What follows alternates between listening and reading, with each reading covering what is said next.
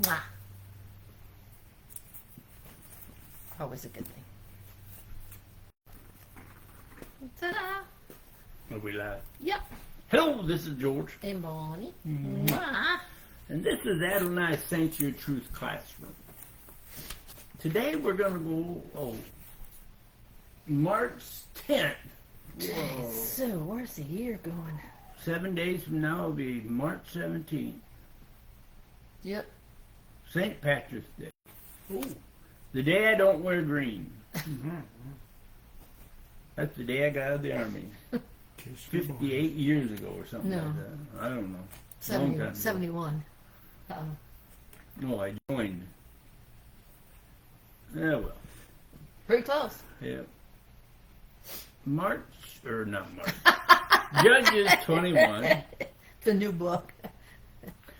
Judges 21 states how dedicated the men of Israel were to rid the tribe of Benjamin from the Hebrew nation. Well, sort of. Sort of. No. Well, my sweetie's going to read one. The men of Israel had sworn in Mitzvah that none of them would let their daughter marry a man from Benjamin. No daughter of mine will marry a man from there. Well, then why did they do this crying stuff in the next verse? Read 2, please. The people of Bethel, the people came to Bethel and stayed there before God until evening, crying and weeping. The people went to Bethel, that's Bethel, to weep. Then they asked Adonai, read 3, please. They said, Adonai, why has this come about in Israel? Why should there be today in Israel one tribe missing? Why should one of our tribes be missing? Now is when those Hebrews start to question Adonai's commands. Read 4 and 5, please. The next day the people got up early, built an altar, and offered burnt offerings and peace offering. 4 and 5, right? Yes. The people of Israel asked, who among the tribes of Israel did not come up to assemble before Adonai? For they had made a great oath to put to death whoever didn't come up to Adonai at Mitzvah. What have we done? Shouldn't we have all the tribes then there slapping the face of Adonai and his instructions? Read 6, please. The people of Israel became sorry for Benjamin, their brother, and said, today one tribe has been cut off from Israel. The Hebrews started to worry about Israel. Well, you might say they didn't worry about ignoring Adonai. What can we, the people, do? Read 7, please. How are we going to obtain wives for those who remain alive, since we've sworn by Adonai that we won't let our daughters marry them? We've sworn by Adonai that our daughters would never marry them. Never marry those ones who are alive. Well, they just can't have them. Nor will our daughters date them. Yeah. Interesting. Interesting. Then it seems that by feeling sorry for the tribe of Benjamin, then who did go to Adonai at Mitzvah? Well, you might say they thought that was even worse. What did they really do? Read 8 and 9, please. Oh, there it is. Then they asked who from the tribe of Israel had not come up to Adonai at Mitzvah, and found that none had come from Yaresh Gilead. Maybe you should say it. Yavish Gilead. Thank you. To camp where the assembly was, since when the people were counted, none of the inhabitants of Yavish Gilead were found there. Nobody from Yavish Gilead was there. Then when you study this, it seems they moved from the order from Adonai, the one they made with Adonai, to try to figure out how to correct a command from you might say, the promise they made to Adonai. By making a human altered mistake. Ooh. Why would we say a thing like that? Hey, Diana. Read 10, please. So the gathering sent 12,000 warriors there and ordered them, go and put the people who live in Yavish Gilead, how'd I do? Pretty good. To death with the sword, including women and children. Now, what is that going to do for the tribe of Benjamin? Think about it. Yavish Gilead, to death, men, women, and children for not going to the meeting?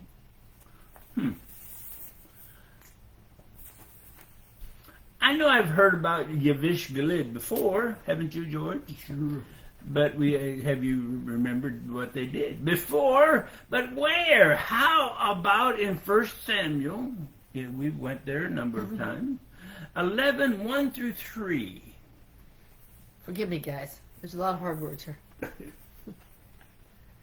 Then Nahash the Amorite came up and set up camp to fight Yavish Gilead. All the men of Yavish said to Nahash, If you make a treaty with us, we will be your subjects.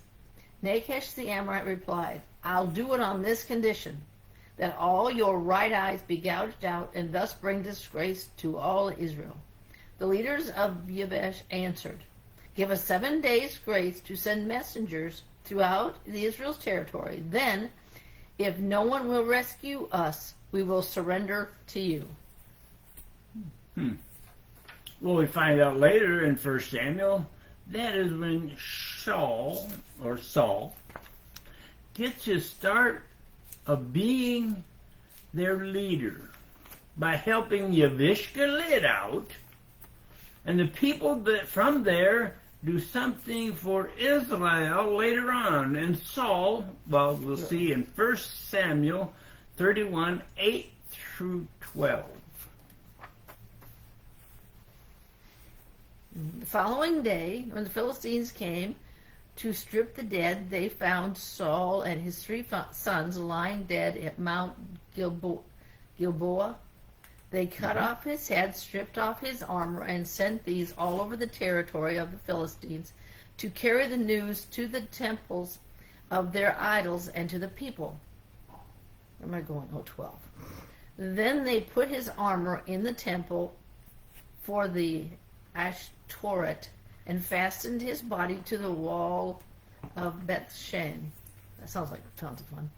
When the people living in Yavish Gilead heard what the Philistines had done to Saul, all the warriors set out, traveling all night. They took the body of Saul and the bodies of his sons off the wall at Bethshel, returned to Yavish, and burned them there. So really, if you think about it, the one they wanted to destroy made a kind of an impact on the Hebrew people and their first king. Wow. The span of Judges is over 325 years long. From that time, Judges began to, you might say, rule or tell the Hebrews what Adonai said until the first king, which is the one she just read about, King Saul. Wow, I didn't know that. Huh. Interesting little tidbit Yeah, that I found that out was when I was interesting. studying. Cool. Now, I know all priests tell you all that stuff. That's new. Well, that verse or sentence about the killing doesn't seem to help a few men of Benjamin, though. We're going back to 21 of Judges. Mm-hmm. Of the Benjamin men who may be alive until you read 21:11. Go ahead and read that 21 verse 11. Completely destroy every man and every woman who has had sex with a man. Completely destroy the men and women except the virgins. 400 virgins brought to their camp in Shiloh. what happens next is so interesting, yet it seems so... How do I put this? Non-ethical. Oh, that's a good way to put it. You find out why the Hebrews did what they wanted, not what Adonai commands were. Interesting, wouldn't you say? Mm-hmm. Read 12 through 15, please. Among the inhabitants of Yavish Gilead, they found 400 young virgins who had not known a man by lying with him, and they brought them to the camp of Shiloh, which is in the land of Canaan. Then the whole gathering sent a message proclaiming peace to the people of Benjamin, who were at the rock of Rimmon. So Benjamin returned at that time, and the people of Israel gave them the women they had kept alive of the women from Yavish Gilead. But those weren't enough for them. The people were still sorry for Benjamin because Adonai had made a division among the tribes of Israel. That wasn't good enough. They needed more women for the Benjamites. Now, wait a minute. Didn't we just read 2 chapters back where they raped a concubine? Yeah, to death. Killed her? Chopped her up. And all the rest of these Israelites are going, oh, we got to save them. Read, doesn't make sense to me either. No. Read 16 through 18, please. The leaders of the assembly asked, "What are we to do for those who still don't have wives, inasmuch as all the women of Benjamin have been killed?" We're cursed if we give them our daughters Yeah, because they said they weren't going to. as their wives. Let's put our heads together and come up with our, well, you might say, humanistic solution. Sorry. And we know that's what works a lot better than following Adonai and his strict ideas. Well, hey, I've got an idea. They come up with a new one. Read 19 through 21. 19 through 21. 19 through 21. 21, 19 through 21. Oh, well, I didn't read all the verses you wanted me. When you said, I thought it was just 16. It was 16 through 18. You didn't read 18? No, you want me to read that so we can catch up? Yep, read 18 Okay, through 21 sorry guys. now. 16 through, let me read Wonder it 16 didn't sound through right. 18. The leaders of the assembly asked, "What are we to do with those who still don't have wives, inasmuch as all the women of Benjamin have been killed?" They said, "There has to be a way to help the survivors preserve Benjamin's inheritance, so that a tribe will not be eliminated from Israel. Yet we can't give them our daughters as wives." For the people of Israel had sworn, "Cursed be whoever gives a wife to Benjamin." Curses. Now that catches you up with what he just said. 19 through 21? No, that was 16 through 18. I wanted to catch up with what you said. 19 through 21. Now you see what I said. Yeah. Then they said, "Look, each year there's a festival in honor of Adonai at Shiloh, north of Bethel, on the east side of the road that goes up from Bethel to Shechem, then south of Lebanon." They ordered the men of Benjamin, "Go hide in the vineyards and keep watch. If the girls of Shiloh come out to do their dances, then come out of the vineyards, and each of you catch for himself a wife from the Shiloh girls, and go on to the land of Benjamin." That'll do it. Now, I don't know about you, but to me, the more I think about it, the more I think about they're trying to convince the other tribes that what Benjamin were bad boys, but we got to save them anyway. It doesn't make sense. So basically, Tom says, here we go again with doing what they want to do. It's like a broken record. True. So much. In other words, hide. And during this festival, when the girls of Shiloh, bless you, Sorry. come out and dance, kidnap one for each of That'll you work. for your wife. That's a great idea. Kidnapping instead of Adonai ruling. My goodness, that's a lot better. And if any of the girls relatives complain. Oh my goodness, why would they complain? Read 22, please. You really kidnapped. When their fathers or brothers come to complain to us, we will say to them, give them as a personal favor to us, because we didn't take wives for each of them in battle. You didn't give them to them. That would have made you guilty of breaking your oath. Now, yeah, my we'll do it first this comment way. after that, after I studied that, my first comment was, what? And put a question mark. What? Give them your daughters and sisters as a favor to us. They just kidnapped them, that's all. Yeah, let's do it a favor. No problem. To fix our hypocrisy? Is that saying, in their opinion, two wrongs make a right? Yeah, that'll work. It's interesting, isn't it? That'll work. Yet confusing. Read 23, please. So the men of Benjamin did this. They took wives for themselves from the girls who were dancing, as many as they needed. They carried them off, went back to the land of their inheritance, rebuilt their cities, and lived there. So the men, Piece of cake. who they didn't kill, did kidnap the girls who were dancing, taking them to the land they'd received from Adonai, and waited for the new towns to be rebuilt. That works. Read 24, please. The people of Israel then left that place.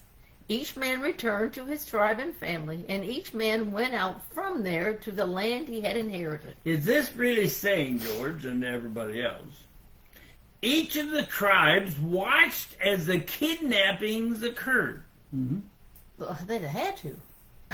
put their stamp of approval on the happenings, and went home? Well, that was fun. Our question is, how could they approve such action? They'd have had to see it. They set it up. Yeah, that was their idea. Let's have them kidnap our little kids. Yeah, I had no problem. Read 25, please. Jeez. At that time, there was no king in Israel. A man simply did whatever he thought was right, apparently. Let's kidnap somebody. They did what they wanted. The Hebrews acted, as you might say, as a mob, with their idea their idea of right and wrong. A lot of situations without Adonai's approval. Yeah. And as we have learned, with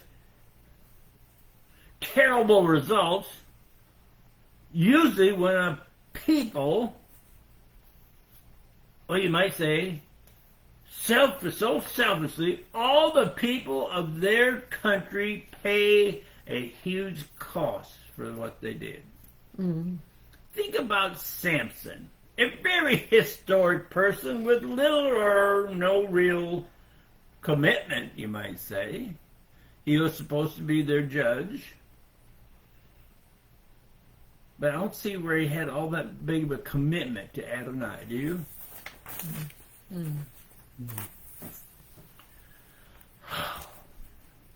We can hear the so-called Christians, or